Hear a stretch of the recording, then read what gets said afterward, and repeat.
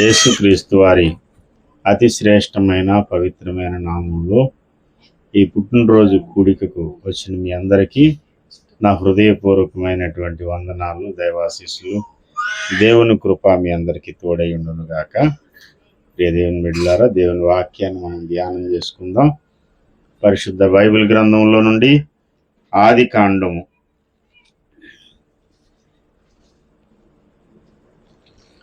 50వ అధ్యాయంలో నుండి 49వ అధ్యాయం. ఆదికాండము 49వ అధ్యాయము 26వ వచనం. నీ తండ్రి దీవెనలు నా పూర్వీకుల దీవెనలపైన చిరకాల పర్వతముల కంటే హెచ్చుగా ప్రబలమగును. అవి యోసేపు తల మీదను తన సహోదరుల నుండి వేరు చేయబడిన వాని నడినెత్తి మీదను ఉండును. దేవుడి పరిశుద్ధ వాక్యం ద్వారా మనందరితోనూ మాట్లాడినట్లుగా దేవుని యొక్క సహాయం కొరకు మనం వేడుకుందాం. అందరూ కూడా ఏకీవించండి. దేవుని సన్నిధిలో ప్రార్థన చేద్దాం. హల్లెలూయా, హల్లెలూయా, హల్లెలూయా, హల్లెలూయా, హల్లెలూయా, హల్లెలూయా. ప్రేమ కలిగిన మా తండ్రి, పరిశుద్ధుడు అయిన యేసయ్య, కృపా సత్య సంపూర్ణుడా, నీ నామానికి వేలాది వందనాలు. ఈ సమయంలో నాయన నాతోనూ నీ పిల్లలందరితో మీరే మాట్లాడండి. నీ వాక్కును పంపించండి. ఈ దినం పుట్టినరోజు జరుపుకున్నటువంటి కుమారుని కూడా మీరు ఆశీర్వదించండి. నీ సన్నిధి కాంతిని మా మీద ప్రకాశింపచేయమని ప్రార్థన చేస్తున్నాను. నీ స్వరమును వినిపించండి. నీ ముఖ దర్శనమును దయచేయండి. ప్రతి ఆటంకాన్ని తొలగించి మీరే మహిమ పొందమని యేసయ్య నామంలోనే వేడుకుంటున్నాం పరమ తండ్రి. ప్రభునందు ప్రియ సహోదరి సహోదరులారా, దేవునితో నడిచిన భక్తుల నోట నుండి భవిష్యత్ విషయాలను దేవుడు పలికిస్తాడు. దేవునితో ఒక వ్యక్తి నడిచినప్పుడు, దేవుని యొక్క సహవాసంలో అతడు ఉన్నప్పుడు అతనికి దేవుని యొక్క శక్తి, దేవుని యొక్క బలము కూడా అనుగ్రహింపబడుతుంది. ఇదొక అనివార్యంగా తప్పనిసరిగా జరిగి తీరేటువంటి విషయం. ఎందుకంటే దేవుడు తన దాసులైనటువంటి ప్రవక్తలకు ఏది కూడా ముందుగా చెప్పకుండా చేయడట. దేవుడు ఏం చేయాలనుకున్నా దేవునితో స్నేహం చేసే వాళ్లకు ముందుగా చెబుతాడు.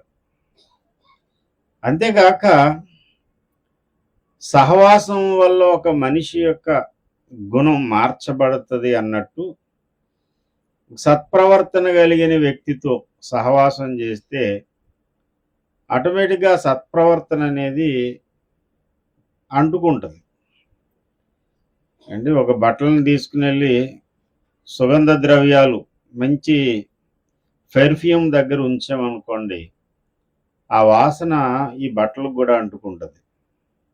ఇనుప ముక్కను అయస్కాంతంతో ఉంచితే అయస్కాంతంలో ఉండేటువంటి అయస్కాంత శక్తి, ఆ మ్యాగ్నెటిక్ పవర్ ఏదైతే ఉంటుందో, మ్యాగ్నెటిక్ పవర్, ఆ పవర్ ఇనుములోనూ కూడా ప్రవహిస్తుంది. ఇదో మ్యాగ్నెట్ లా, ఒక చిన్న మ్యాగ్నెట్ లాగా ఇది కూడా పనిచేస్తుంది, ఐరన్ కూడా. ప్రియమైనటువంటి సహోదరి సహోదరులారా, సహవాసం చాలా ప్రభావాన్ని చూపెడుతుంది.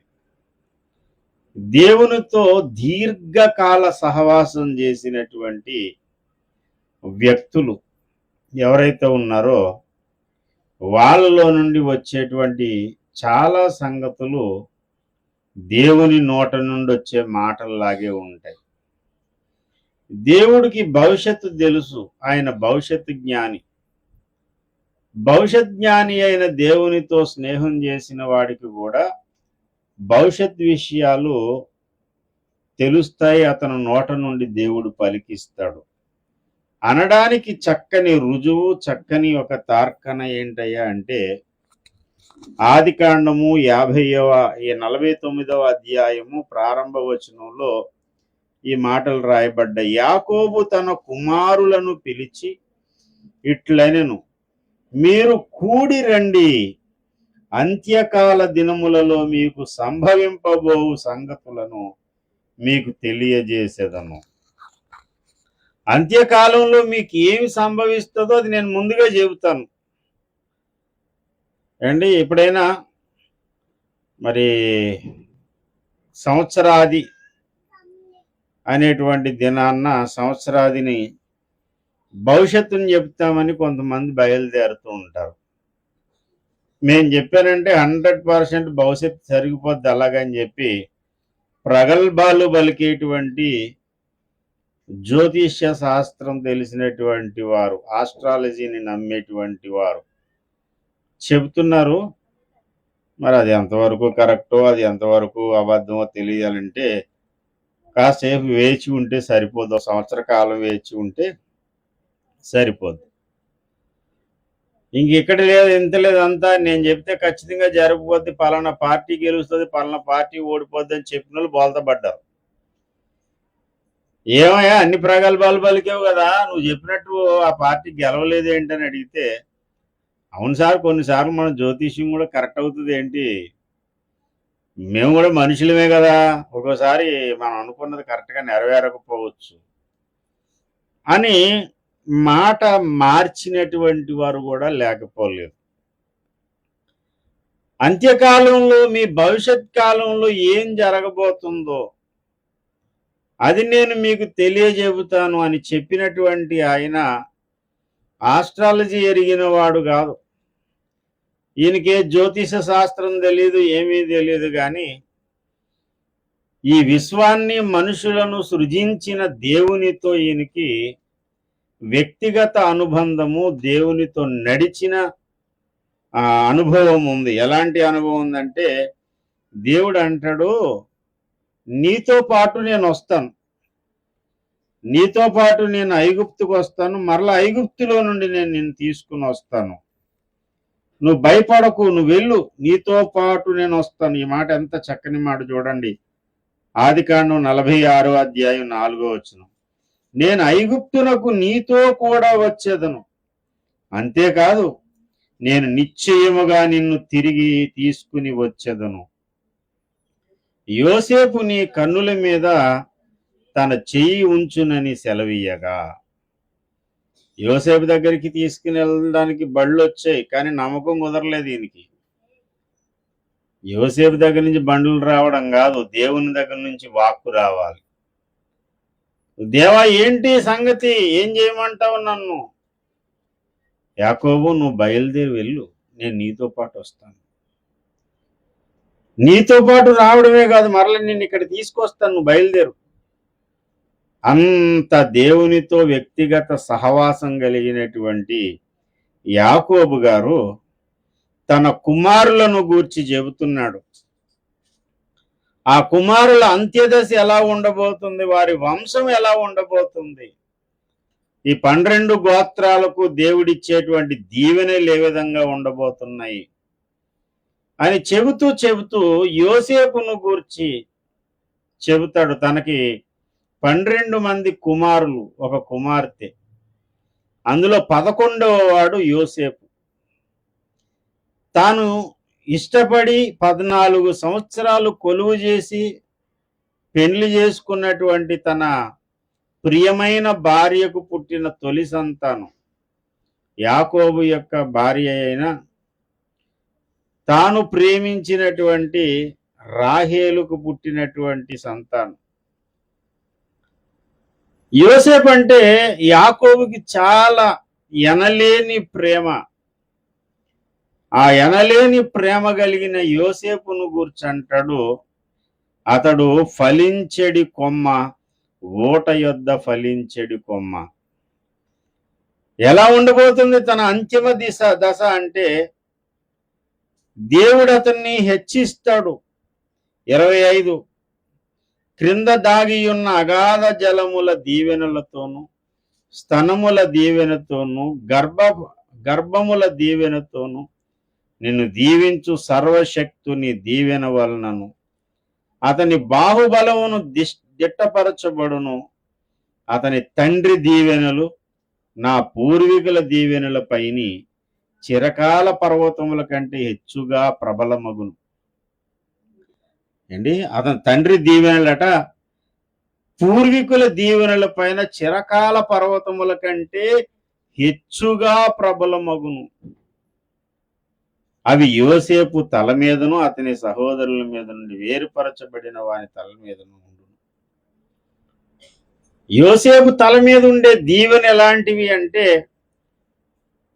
సర్వశక్తుడైన దీవెన, దేవుని దీవెన మొదలుకొని మనుషులందరి దీవెనలు, ప్రకృతి యొక్క ఆశీర్వచనాలు, ప్రకృతి ద్వారా కలిగే ఫలాలు, ఇవన్నీ కలగలుపుగా వచ్చి యోసేపు మీదకు నిలుస్తాయి.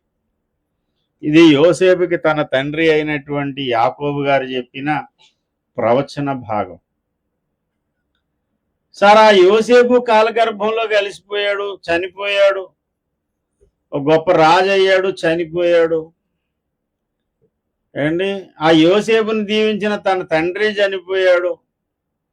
ఆ యోసేపు ద్వారా పుట్టినటువంటి సంతానం, వారి యొక్క పిల్లలు పిల్లలు పిల్లలు పిల్లలు, వాళ్ళ తరాలన్నీ గతించిపోయాయి. ఈ యోసేపు కథ ఎప్పుడుది సార్? ఎప్పుడో క్రీస్తుకు పూర్వము 2000 సంవత్సరాల కిందట అబ్రహాము చరిత్ర అయితే, అబ్రహాము మనవడైనటువంటి యాకోబు గారి యొక్క కొడుకు, మునిమనవుడు.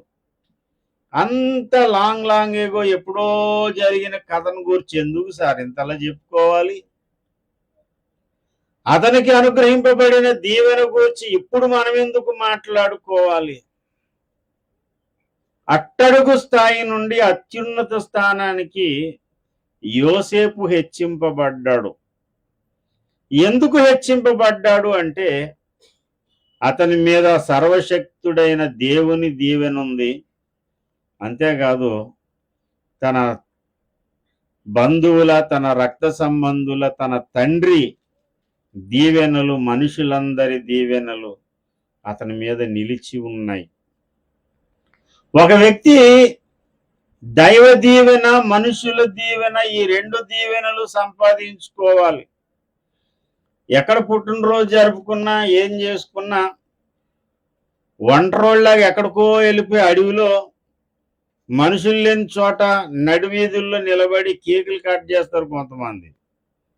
ఎందుకు కట్ చేసుకున్నారో కేక్ అక్కడ అంటే, అర్ధరాత్రికి అట్లా బైక్ దగ్గర కేక్ కట్ చేసుకోవడం ట్రెండ్. మహా అయితే ఒక 5-6 సంవత్సరాలకి ఈ ట్రెండ్ బాగా నడుస్తుంది. పబ్లిక్ రోడ్డు మీద చీకటి ఉండాలి. ఆ చీకటిలో మరి కోడిగుడ్లు వేసి కొట్టుకోవడం, ఇంక తర్వాత కేక్ని మొహం నిండా పామేసుకోవడం, కేక్ కట్ చేసి వాడిని మొహం తీసుకెళ్ళి అందులో పెట్టేయడం, ఇలాంటి ట్రెండ్లు నడుస్తున్నాయి.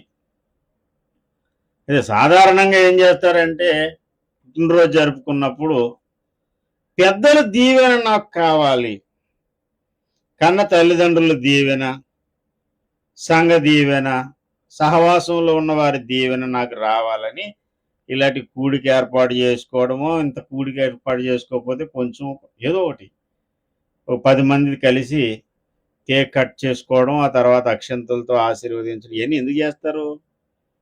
నాకు దేవుని దీవెన ఒకటే కాదు, ఇంకే దీవెనలు కావాలి. అక్కడ ఏ దీవెన చెబుతున్నాడు? దేవుని దీవెనతో పాటు నిన్ను దీవించు సర్వశక్తిని దీవెన వలనను అని చెప్పిన తర్వాత 26లో నీ తండ్రి దీవెనలు నా పూర్వీకుల దీవెనల పైని. నీ తండ్రి దీవెనలు ఎక్కడ ఉండాలంటే పూర్వీకుల దీవెనల పైని చిరకాల పర్వతముల కంటే హెచ్చుగా ప్రబలమగునుగాక. అంటే దీవెన కొరకు ఇంత ఆత్రం ఉంది. దీవెన అనేది హెచ్చుగా కలిగినప్పుడు దేవుని దీవెన, మనుషుల దీవెన. ఎందుకంటే మనుషుల దయ కావాలి, దేవుని దయ కావాలి. నాకు ఏ మనిషి అవసరం లేదు సార్, దేవుడు ఉంటే చాలంటే కుదరదు. ఎందుకంటే నువ్వు దేవుడి దగ్గర బ్రతకట్లేదు, సమాజంలో బ్రతుకుతున్నావు, మనుషుల మధ్యలో బ్రతుకుతున్నావు. మనుషుల మధ్యలో బ్రతుకుతున్నావు కాబట్టి మనుషుల దయ ఉండాలి. ఆ దయతో మనుషులు కూడా దీవించాలి. అలా దీవించాలంటే ఏం చేయాలి? అసలు దీవెన ఏం చేస్తుంది సార్? మనుషులందరూ దీవించినా, మనుషులు శపించినా ఆ శాపాలు, దీవెనలు అనేవి కూడా కొంతవరకు పనిచేస్తాయి. మోకుమ్మడిగా అందరూ కూడా శపిస్తూ, ఎందుకు సార్ వీడు బ్రతకడం, వీడి వల్ల ఏమి లోకానికి ఒక ప్రయోజనం ఏమీ లేదు, ఇలాంటి వాడు ఉండడం కంటే పోవడమే బెటర్ అని అందరూ చావు కోరే స్థితిలో ఉంటే వాడికి ఏదో లెక్కన ఆ ఇబ్బంది కలుగుతుంది, కష్టం కలుగుతుంది. అందరూ బ్రతకాలి బ్రతకాలి బ్రతకాలని ఎవరిని కూర్చైతే కోరుకుంటారో, అండ్ ఎవడైతే నేను కూడా బ్రతకాలి బ్రతకాలని ఆశిస్తాడో వాడిని కూడా దేవుడు చావు వరకు వెళ్ళిపోయినా సరే మళ్ళీ తీసుకొస్తాడు, దేవుని ప్రణాళికలో ఉంటే. దేవునికి స్తోత్రం కలుగునుగా. హల్లెలూయా. దీవెన అనేది చాలా అవసరం.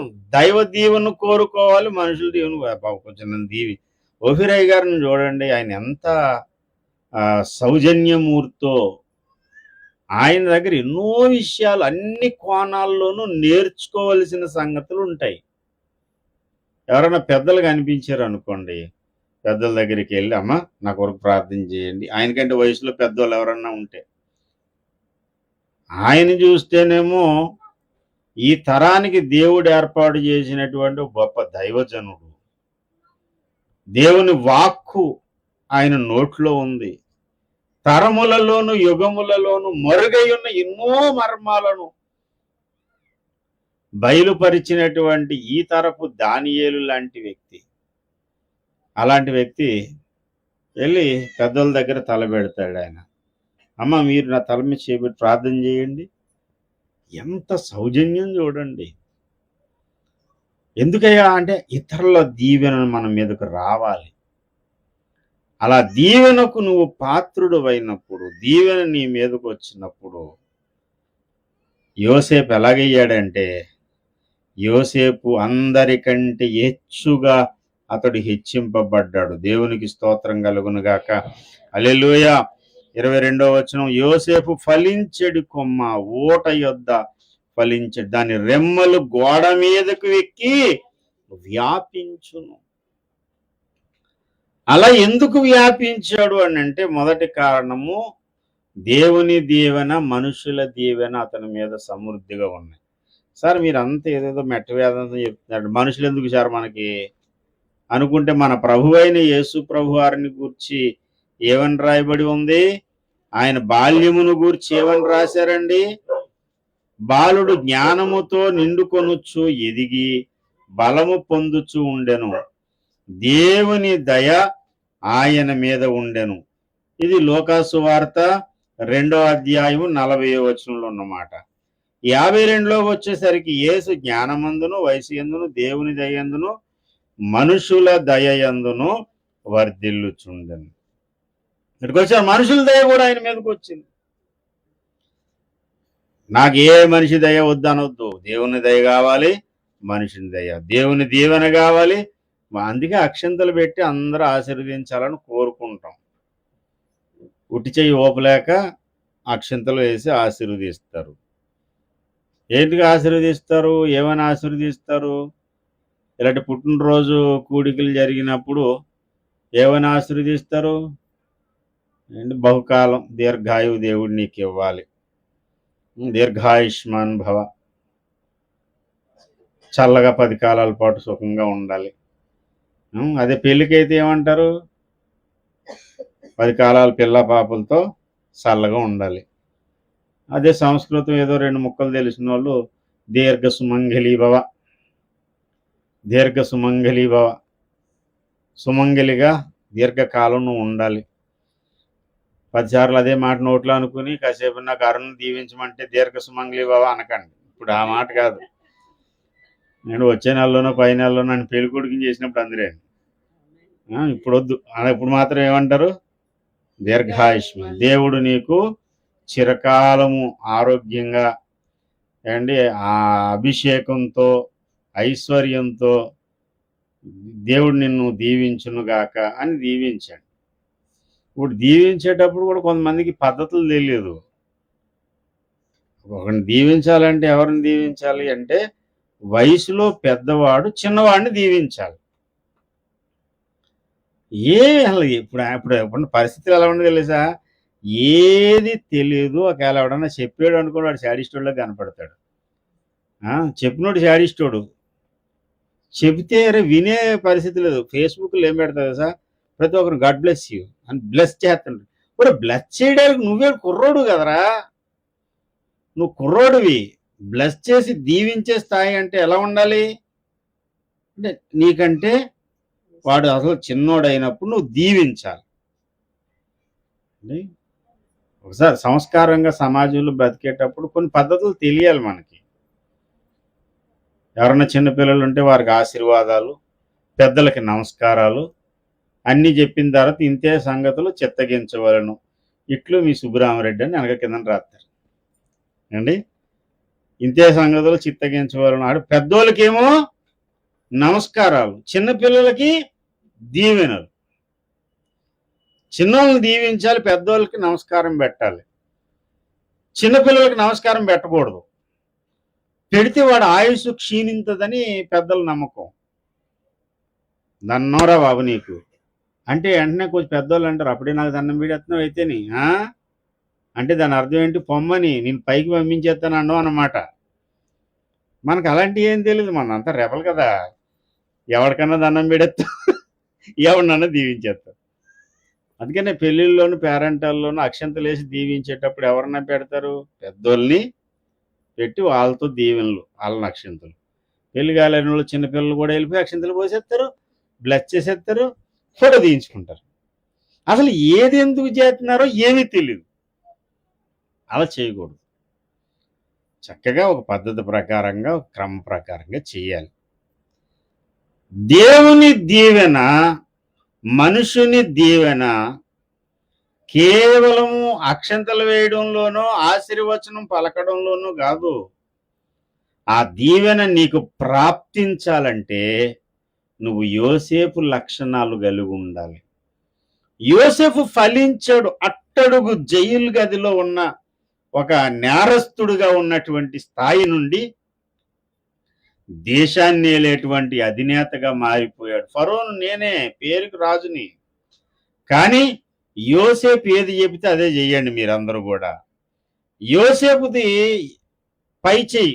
మాటలో చెప్పాలంటే నేను పేరుకు రాజుని, కేవలం నామకహ, కానీ కథంతా నడిపించేది యోసేపు అని ఐగుప్తు దేశపు ఫరో రాజు సర్వాధికారాన్ని యోసేపుకి అప్పగించేశాడు. ఎక్కడి నుంచి అంటే జైలు గదిలో నుంచి స్టార్ట్ అయ్యింది. జైలు గదిలో నేరస్తుడిగా మ్రగ్గిపోతున్నటువంటి వ్యక్తి సింహాసనానికి ఎక్కాడు అంటే ఆ స్థితి ఎలాగొచ్చిందయ్యా అంటే దేవుని దీవెన వల్ల వచ్చింది. తన తండ్రి దీవెన, పూర్వీకుల దీవెనంతటికి పైన పర్వతములంత హెచ్చుగా అతని మీద ప్రబలింది. ఆ దీవెన ప్రభావమే అంత ఉన్నతమైన స్థాయికి తీసుకెళ్ళింది. దేవునికి స్తోత్రం కలుగునుగా. ఆ దీవెన అతనికి ప్రాప్తించడానికి యోసేపు యొక్క తత్వము చూడండి. మొట్టమొదట బాల్యము నుండి యోసేపుకున్న ఆలోచన ఏంటంటే తాను తప్పు చేయుడు, తప్పును సహించడు.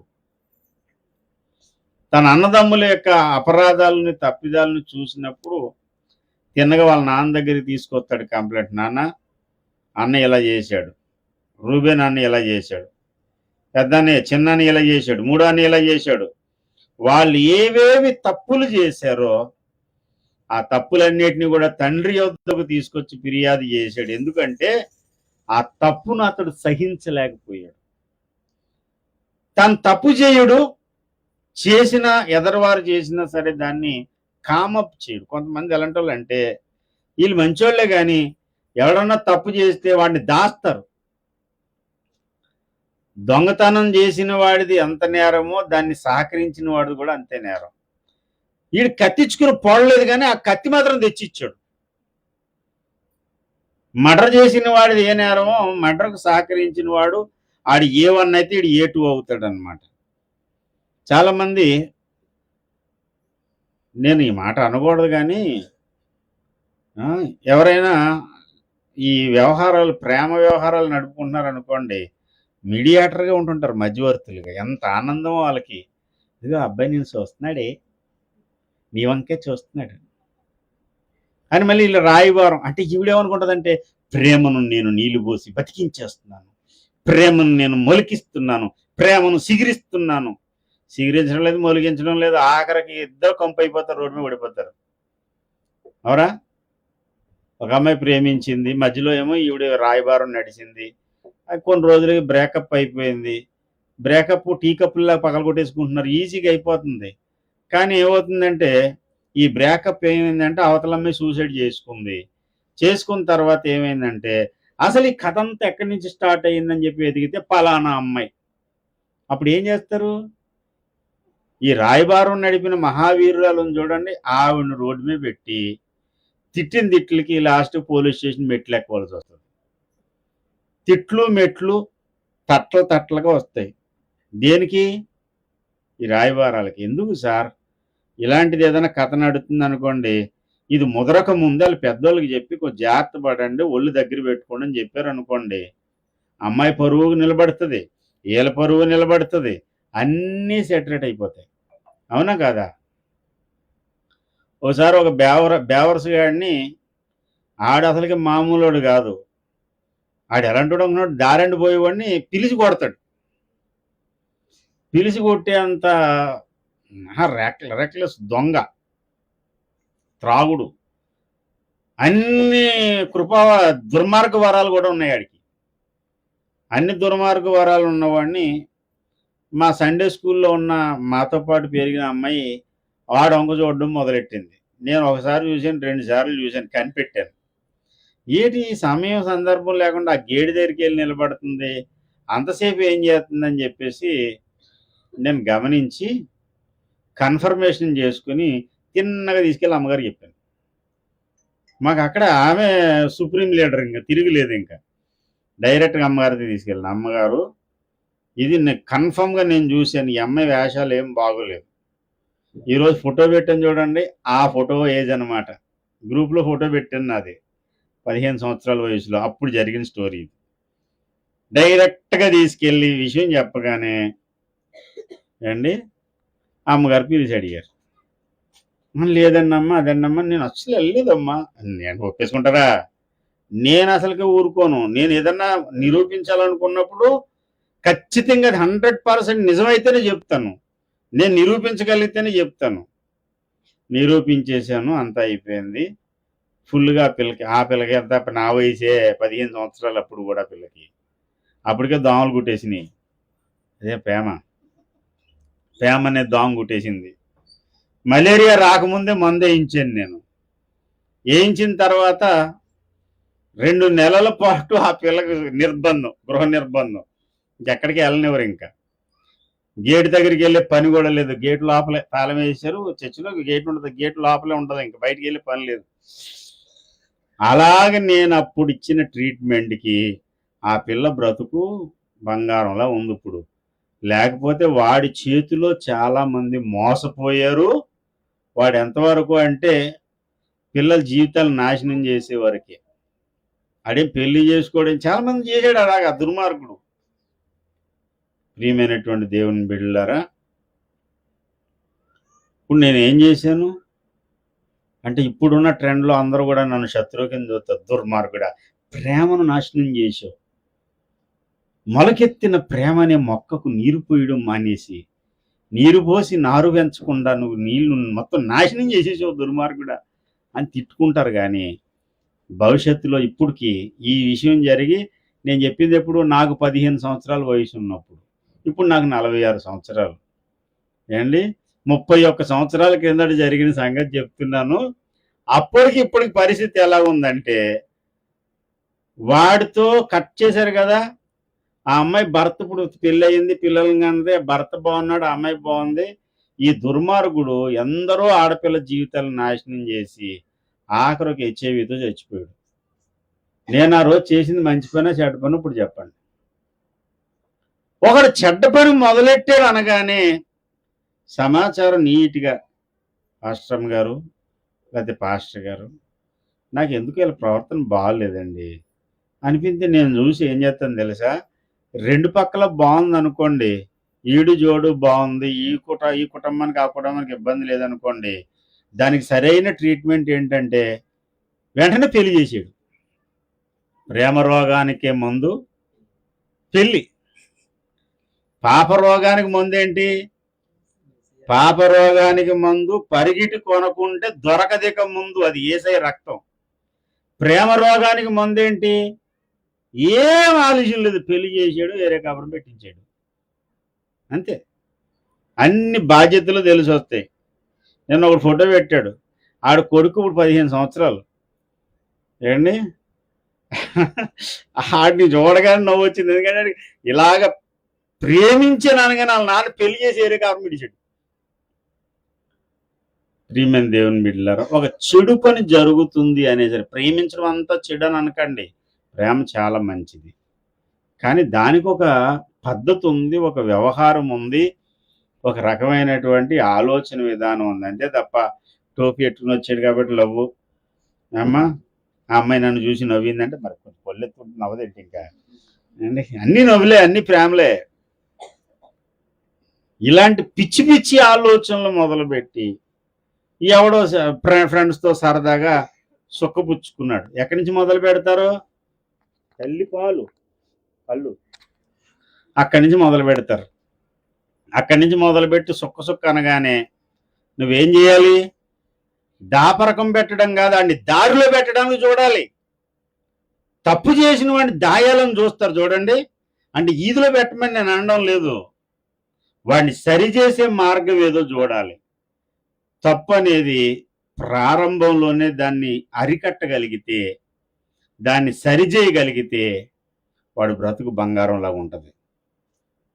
లేదు వదిలేశారు, దాస్తారు కొంతమంది. నేను చాలా ప్రేమ కలిగిన వాడిని, ప్రేమ కలిగిన వాడు దోషాలు దాయడం ప్రేమ కాదురా, అండ్ దోషం నుంచి బయటికి తీసుకురావడం ప్రేమ. యోసేపుకి అంత ఉన్నత స్థాయికి ఎదగడానికి కారణం ఏంటో తెలుసా? తాను తప్పు చెయ్యడు, చేసిన వాళ్ళని ఎంకరేజ్ చేయడు. మరి ఏం చేస్తాడు? ప్రచార సమితి కాదు, కొంతమంది ఎవడైనా తప్పు జరిగింది అనుకోండి, భుజాన్ని నాలుగేసుకుని ఇద్దరికి చెప్తారు, అందరికీ చెప్పరు. మళ్ళీని ఎవరిద్దరికి? అడిగినోడికి, అడగలేని వాళ్ళకి. ఇదిగో పిన్ని నీకు సంగతేజా చెవులు కొరికింటాయి. అయినా మనకెందుకులే, ఎవరికి చెప్పక, నువ్వెవరికి చెప్పవని నేను చెప్పాను నీకు.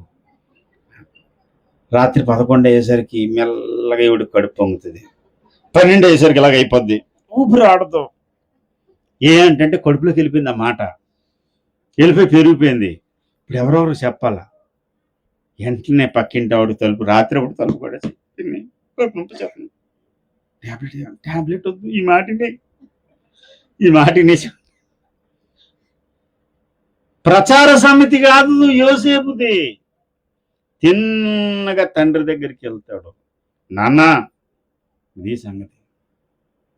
సరే, వాళ్ళ నాన్న ఏం చేస్తాడంటే దాన్ని ఎలా సవరించాలో అలా సవరించుకుంటాడు. ఏం చేసినా వాళ్ళ నాన్న ఇష్టం, నాకు సంబంధం లేదు. ఇంకా నా వరకు నేను తప్పు చేయను, ఎవడన్నా తప్పు చేస్తే నేను దాన్ని దాచి మూతపెట్టి రాయబార సమితి అండి.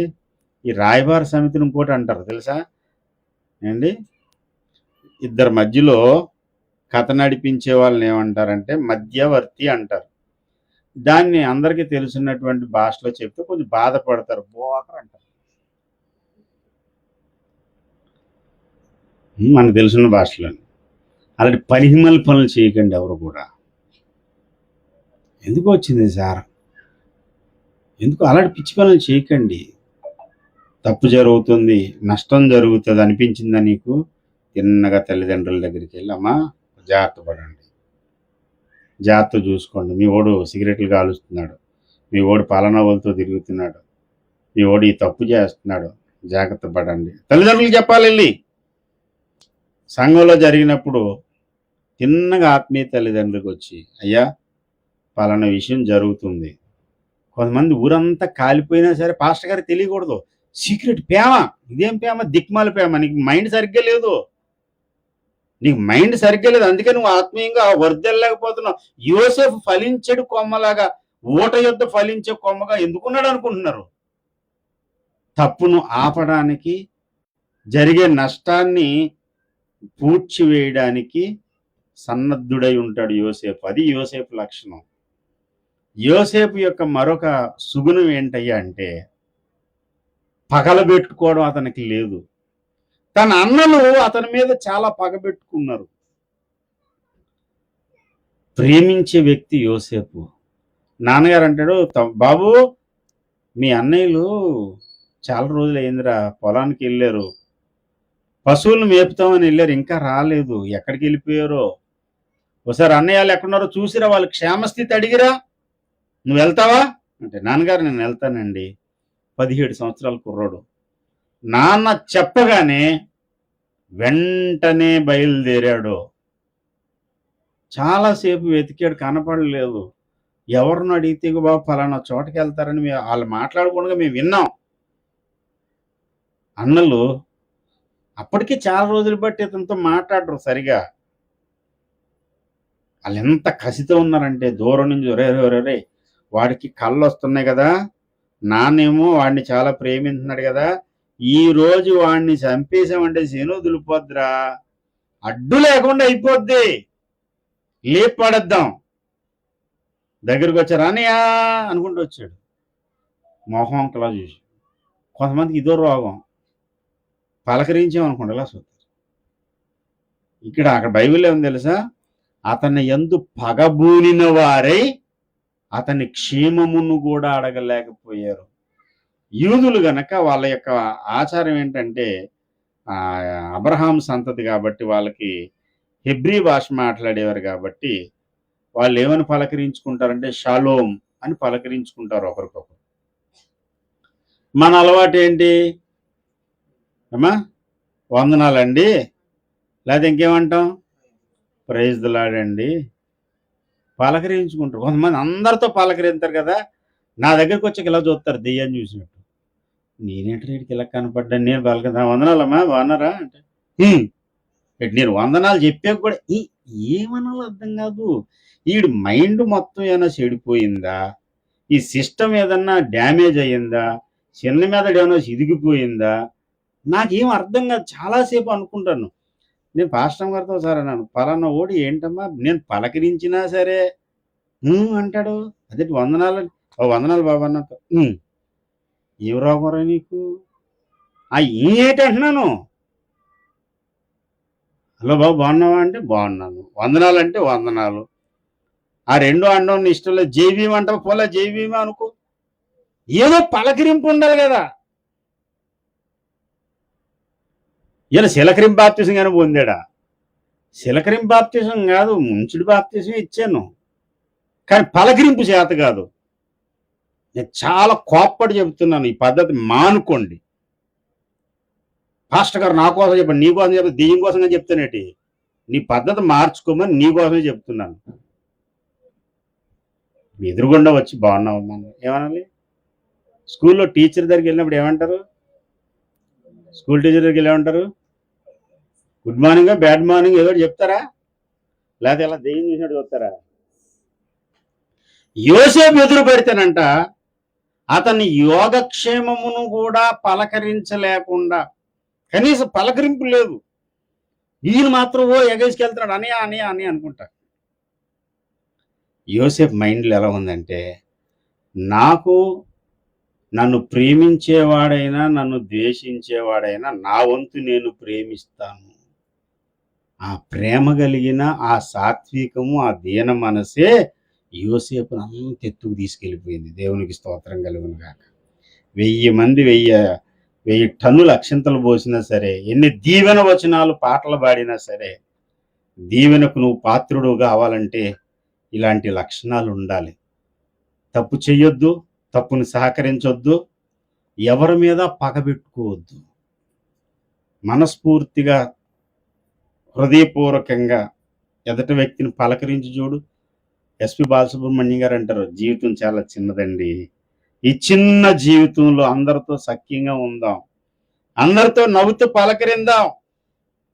కనిపించిన నవ్వుతూ పలకరించు, నీకు బీపీ రాదు, ఎదుటోడికి బీపీ రాదు. సగం ప్రాబ్లం అక్కడితోనే సెట్ అయిపోద్ది. అందుకని ఈ పలకరింపులు పెట్టారు. ప్రైజ్ ద లార్డ్ అంటే ఏంటి? ప్రైజ్ ద లార్డ్ అంటే అర్థం ఏంటమ్మా? ప్రైజ్ ద లార్డ్ అంటే ఏంటి? ఏంటో కొంట వీళ్ళేమో బర్త్డే పోవటం అని పిలిచారు. ఏదో భోజనం పెడుతున్నారా? భోజనాలు పెడతారు, ఏదో దీవించేసి వెళ్ళిపోతాం. అది వదిలేసి నీ గోలేంట్రా బాబు? ప్రైజ్ ద లార్డ్ అంటే ఏంటి? ప్రైజ్ లాడే ప్రైజ్ ద లార్డ్ అంటే ఏంటంటే దేవునికి స్తోత్రం, దేవుని స్తుతించుడి, దేవునికి స్తోత్రం. ఇప్పుడు నేను నీకు కనిపించాను, నువ్వు నాకు కనిపించావు. ఇప్పుడు దేవుడికి స్తోత్రం ఏంటి? నీకు స్తోత్రం లేదు ఇక్కడ. అమ్మా, నీకు వందనాలు చెప్పాలా, దేవునికి స్తోత్రం చెప్పాలా? అమ్మా, ప్రైజ్ లాట్ అంటే వాళ్ళు ప్రైజ్ లాట్ అంటే మనం ప్రైజ్ లాట్ అంటున్నాం. ఇది ఒక అలవాటు అయిపోయింది. ఓ టీవీ యాంకర్ అంటే ప్రైజ్ లాట్ అంటారు, అవతల ప్రైజ్ లాట్, తర్వాత జై శ్రీరామ్ అంటే జై శ్రీరామ్ అండు కదా, ఇటు గొడవ పెట్టుకుంటాడు అక్కడ. అసలు ప్రైజ్ లాట్ అనే మార్క్ అర్థం ఏంటి చెప్పు అసలు? పెద్దలు ఎంత గూఢభావంతో పెట్టారంటే ప్రైజ్ ద లార్డ్ అనేది నువ్వు నేను ఇలా కలుసుకోవడానికి ఈ కలయికను బట్టి దేవునికి స్తోత్రం బ్రదర్. అసలు కలవడం అనేది, ఒకరినొకరు కలవడం అనేది నీకు ప్రాణంతో ఉండే అవకాశం ఉంది, నేను ప్రాణంతో ఉండే అవకాశం ఉంది. ఈ రెండు ఎవరు ఇచ్చారంటే దేవుడు ఇచ్చాడు ఈ ప్రాణం. కాబట్టి మనం ఇలా కలుసుకోగలిగామంటే ఇది దేవుడిచ్చిన భాగ్యం కనుక దేవునికే స్తోత్రం బ్రదర్ అంటూ ప్రైజ్ ద లార్డ్. అదే ఈ మన సౌత్ ఇండియాకి ఇంకా తమిళనాడు ఏటే వెళ్ళాం అనుకోండి, స్తోత్రమప్ప అంటారు. నాకు స్తోత్రం చెప్తున్నారు ఏంటంటే, నీకు కాదు స్తోత్రం, అప్పకి. అప్ప అంటే ఎవరు? తండ్రి స్తోత్రం అంటే ఇద్దరు విశ్వాసులు కలగానే ఎవరికి స్తోత్రం చెప్తున్నారు? స్తోత్రం అప్ప. నార్త్లోకి వెళ్ళాం అనుకోండి, వాళ్ళు ఏమంటారు తెలుసా? ఇద్దరు కలవగానే జై మసీహి, జై మసీకి, జై మసీకి, మసీకి జై. మసీ అంటే ఎవరు? అంటే పొయ్యిలో మసి కాదమ్మా బాబు, మసీకి జై అంటే. మసీహి అంటే యేసయ్య, క్రీస్తుకు జై, జై మసీకి అంటే ఏదో పలకరింపు. కొంతమంది షాలోమ్ అనే వాళ్ళు కూడా తయారయ్యారు. ఇదంతా అనకూడదు సార్, మనం ఏమనాలి? వందనాలు అనాలి. అలా వందనాలు మసీహ్కో లేకపోతే బైబిల్ మిషన్ వాళ్ళు ఏమంటారంటే మరణాత. బైబిల్ మిషన్ పాస్టర్ గారు ఉంటే నేను మరణాత అంటాను, తప్పే ఉంది. మరణాత అంటే అర్థం ఏంటనుకుంటున్నారు? ప్రభు వచ్చుచున్నాడు. ఒకళ్ళు జ్ఞాపకం చేసుకోవడం దేవదాసయ్య గారు చెప్పారు, సిద్ధపడు ప్రభు వచ్చుతున్నాడు అని చెప్పి ఒకరినొకరు జ్ఞాపకం చేయడానికి ఏం పెట్టారు? మరణాత. ఇందులో ఏదో ఒకటి నీకు నచ్చిందను, అలా ఒకరినొకరు పలకరించుకుని ప్రభువుని స్తుతించుకో. ఆ పరిచయంతోనే, ఒకరి కలయికతోనే సమాధానం అక్కడ ఏలుబడి చేస్తుంది. అదంతా వదిలేసి ఇలా భూతంలా చూసాం అనుకోండి, ఎవరు ఎంటర్ అవుతారు అక్కడ? సైతాన్ ఎంటర్ అవుతాడు. దేవుని లేదు. లోకంలో కొంతమంది ఎవరో కనపడ్డారు, నమస్కారం అండి. కొంతమంది హిందూ సోదరులు నాకు ఫోన్ చేసి ఏమంటారు తెలుసా? ప్రైజ్ లార్డ్ అండి పాస్టర్ గారు అంటే వాళ్ళకి తెలిసింది. దాని అర్థం ఏంటో తెలియకపోయినా, ఒరే పాస్టర్ గారితో మాట్లాడుతున్నాం. మన సంఘంలో కూడా కొంతమంది ఫోన్ చేసి అనుకోండి, బాబు ప్రైజ్ లార్డ్ అంటే చెప్పండి. ఏం చెప్పండి? దానికి రిప్లై ఒకటి ఉండాలా? ప్రైజ్ లార్డ్ తమ్ముడు ఎలా ఉన్నారు, ఏంటి సంగతి అంటే ఏంటి చెప్పండి. ఎలాగా చెప్తాం కదా, నోట్లో మాటలున్నా చెప్తాం కదా. ఈ లోపల కంగారెట్టి నీకు చెప్పండి అని అన్నదానికి రిప్లై ఇవ్వాలి. అది నేర్చుకోండి, చెప్తున్నాను. యోసేపు మీద గుండెల వరకు కక్ష ఉందంట, కోపం ఉందంట. అలాంటి కోపం ఏమి లేకపోయినా పద్ధతులు తెలియక నేను చెప్పి వీళ్ళు చేసే పనులు, గుండెల నిండా పగబెట్టుకున్న ప్రజల దగ్గరికి కూడా, అన్నగారుల దగ్గరికి కూడా నవ్వుతూ వెళ్ళి పలకరించాడు. ఇది యోసేపు యొక్క సుగుణం. దేవునికి స్తోత్రం. హల్లెలూయా. నా వంక కోపంగా చూసినోడికి నేను ఎందుకు పలకరించాలి? నాతో మాట్లాడినోడితో నేను ఎందుకు మాట్లాడాలి? నాకు ప్రైజ్ లాడ్ చెప్పలేదాడు, ఆడికి నేను ప్రైజ్ లాడ్ చెప్పను. ఇంకా ఆడికి కాదు ప్రైజ్ లాడ్ చెప్పేది, ఎవడికి చెప్తున్నావు నువ్వు? ఎదురుగుండున్నాడు కదా, ఏసైకి చెప్తున్నావు. ప్రైజ్ ద లార్డ్, హల్లెలూయా, దేవునికి స్తోత్రం కలుగును గాక. ఇలాంటి సుగుణము యోసేపులో ఉంది. ఆ తర్వాత యోసేపులో ఉండే ఇంకో గొప్ప సుగుణం ఏంటో తెలుసా?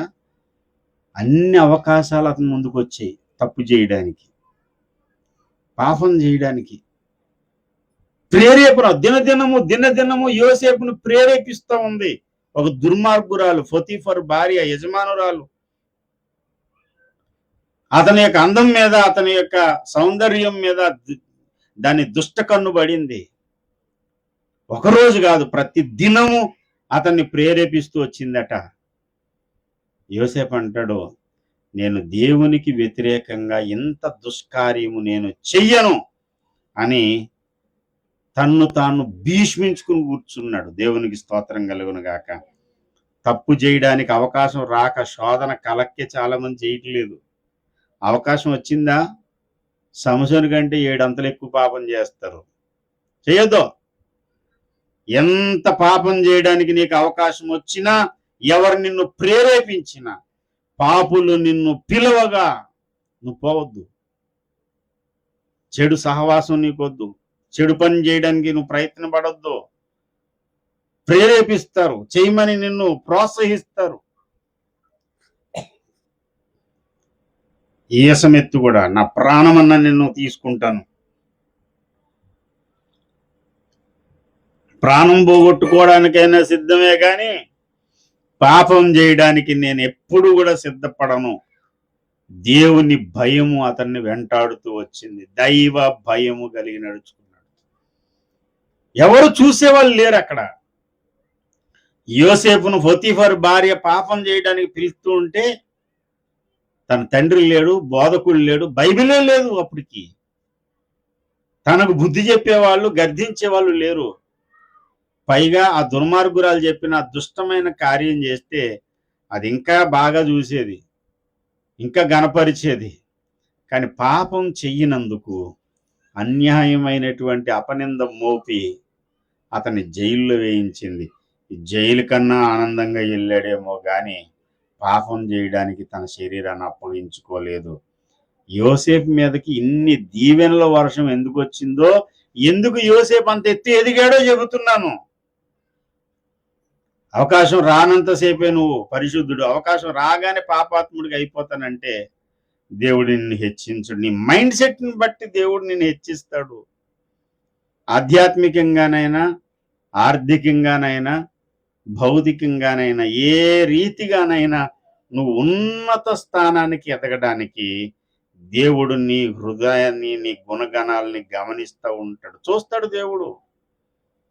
యోసేపుకుండే లక్షణాలు కలిగిన వాడవా, దేవుని దీవెన, మనుషుల దీవెన అన్ని నీ మీదకు ఓ పెద్ద ప్రవాహంగా దిగి వచ్చేస్తాయి. యోసేపు లాగా ఉన్నతమైన స్థానానికి వెళ్తావు. ఆఖరి మాట చెప్పి నేను ముగిస్తున్నాను. యోసేపుకుండే ఇంకొక సుగుణం ఏంటంటే, తనకి ఎన్ని కష్టాలు వచ్చినా, ఎన్ని ప్రమాదకరమైన పరిస్థితులు అతని ముందుకు వచ్చినా ఏ మనిషిని నిందించడు. అన్నయ్యలు అతను నమ్మేశారు. తిరిగి అతను కాళ్ళ దగ్గరికి వస్తే అంటాడు, మీరు ఏడకంటారు అన్నయ్యలారా, అసలు మీరు నన్ను నమ్మలేదు, దేవుడే నన్ను ఇక్కడికి తీసుకొచ్చాడు. మిమ్మల్ని ఈ కరువు వస్తుందని దేవుడు తెలుసు. ఈ కరువులో మిమ్మల్ని పోషించడానికి దేవుడే నన్ను ఇక్కడ తీసుకొచ్చాడు మీకంటే ముందు. అంటే మనుషులను నిందించడు, పరిస్థితులు వెనకున్న దేవుని హస్తాన్ని చూడగలుగుతాడు. ఇది యోసేపు లక్షణం. ప్రియమైన దేవుని బిడ్డలారా, ఎన్ని విషయాలు చెప్పాను. యోసేపును గురించి మొట్టమొదటి సంగతి, తాను తప్పు చెయ్యడు, తప్పు చెయ్యనివ్వడు. ఎవడన్నా తప్పు చేస్తుంటే దాన్ని సరి చేయాలని చూస్తాడు. మూడో సంగతి ఏం చెప్పానండి, పగబెట్టుకునే లక్షణం అతనికి లేదు. తన మీద పగ ఉన్న వారిని కూడా ప్రేమగా పలకరిస్తాడు. అలా పలకరించాలంటే ఏముండాలి? దీనత్వం ఉండాలి, తగ్గింపు ఉండాలి. తగ్గింపు, దీనత్వం ఉన్నటువంటి వాడే ఎదుటివాడిని నిన్ను నీ పట్ల ఎలా ఉన్నా సరే నువ్వు ఎదుటివాడి పట్ల దేవుని బట్టి ప్రేమగా నడుచుకోగలుగుతావు. అంటే యోసేపులో దీనత్వం ఉంది, ప్రేమ ఉంది, పగబెట్టుకునే లక్షణం లేదు. తర్వాత ఇంకేముందన్నాను, పొతీఫరు భార్య అతన్ని ప్రేరేపిస్తున్నా పాపం చేయడానికి అతని శరీరాన్ని అప్పగించుకోలేదు. ఎన్నో అవకాశాలు వచ్చాయి, శోధన వచ్చింది, కానీ పాపం చేయడానికి అతను ఇష్టపడలేదు. తర్వాత సంగతి ఏం చెప్పాను, ఏదో ఒకటి చెప్తావులే, అలా సాగదీయడం ఏంటి ఇంకా అమ్మా, వెనకాల వినబడుతుందమ్మా, మరి అక్క వినబడుతుందమ్మా.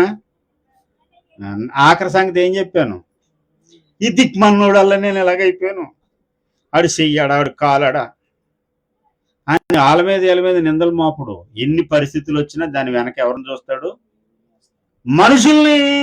మనుషుల మీద నిందారోపణ చేయుడు. మనకైనా కష్టం రాగానే అంటుంటాం, ఆ దిక్కుమన్నోడు వల్ల నేను నప్పులు అయిపోయాను, ఆ దరిద్రుడు వల్ల నేను ఇలాగైపోయాను, ఇదిగో చేసుకున్నాను కదా ఈ తలమాసిన దాన్ని, ఈ తలమాసిన దాని వల్ల నేను ఇలాగైపోయాను, ఈ తాగుబోతుడు వల్ల నేను ఇలాగైపోయాను అని భర్తని భార్యని నిందించుకునే అలవాట్లు ఉండే చూడండి. మనకి అవన్నీ మానేసి ఏం జరుగుతున్నా అంతా నా మేలుకే దేవుడే జరిగిస్తున్నాడు, ఏది జరిగినా నా మేలు కోసమే దేవుడు చేస్తాడు అనుకునేటువంటి తత్వము ఎవరిలో ఉంది, ఎవరిలో ఉందమ్మా, చెప్పండి, ఎవరిలో ఉంది, యోసేపులో ఉంది. యోసేపులో ఉంటే సరిపోయింది, ఇప్పుడు ఎవరిలోకి రావాలి, ఉమ్మడి బేరమే ఎక్కడ కూడా మనకే అమ్మా, అన్ని ఉమ్మడి బేరాలే. 3 రోజులు బట్టి అన్నం పెట్టకుండా అన్నం తింటావా అమ్మా అంటే తిందాం, అందరం తిందాం అంటావా, లేకపోతే పెట్టగానే లాగించేస్తావా? ఉమ్మడి బేరం పెట్టకండి. ఇక్కడ ఏం కావాలి, ఎవరికి కావాలి, మాకు కాదు నాకు. ఏ లక్షణం ఉండాలి, యోసేపులో ఉన్న సకల సుగుణాలన్నీ నాలోనికి రావాలి. అందరూ అనుకోండి, యోసేపులో ఉన్న సకల సుగుణాలు నాలో ఉండాలి, నాకు రావాలి. యోసేపు దీవించబడినట్టు, తీసేసేవే, యోసేపు దీవించబడినట్టు నేను కూడా దీవించబడునుగా. యోసేపు దీవించబడినట్టు నేను కూడా దీవించబడుదునుగాక. దేవుడు అటువంటి దీవెన మనందరి మీదకు, మరి ముఖ్యంగా ఈరోజు పుట్టినరోజు వేడుక జరుపుకుంటున్నటువంటి అరుణ్ బాబు మీదకు దిగి వచ్చి అరుణ్ని ఒక యోసేపుగా దేవుడు ఆశీర్వదించునుగాక. రండి ప్రార్థన చేసుకుందాం. ప్రార్థన